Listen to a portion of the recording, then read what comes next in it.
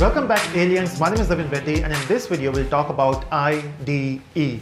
Oh no, we are not going to talk about which is the best IDE. The question is more of, while you're learning a language, should we use IDE or should we use a basic text editor? Example, Notepad. In fact, we have different languages available, right? We have Java, Python, C#, and while learning those languages, there's a temptation to use the particular IDE, and that's why we search it, right? So if you're learning Java, you will search, hey, which is the best IDE for Java? But the thing is, when you are learning a language, IDE is not that important for you. What is important is to understand the language, to understand what you can use at what point. Once you start working on the project, that's where IDE makes sense. See, the idea of using an IDE is to improve your productivity. So when you're working on a project, IDE will help you in suggesting the class name, suggesting the errors. In fact, so let's say when you miss a semicolon, your IDE will help you that, hey, there's a semicolon missing here. But that's not the case with Notepad, right? So on the Notepad, if you type a code, the only way you will get the error is by compiling it. Now that's a very good thing for learners. If you are learning for language for the first time, and if you are using a basic editor,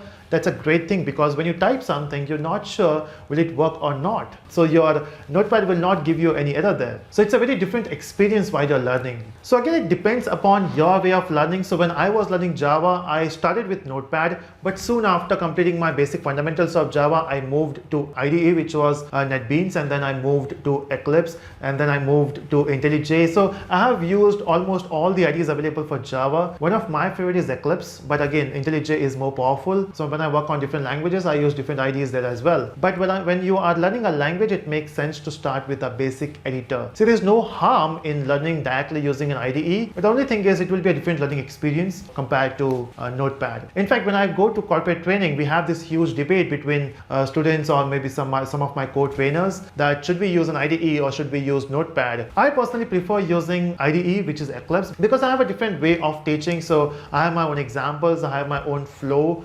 So it makes sense for me to use an IDE, but again, different trainers have different perspective here.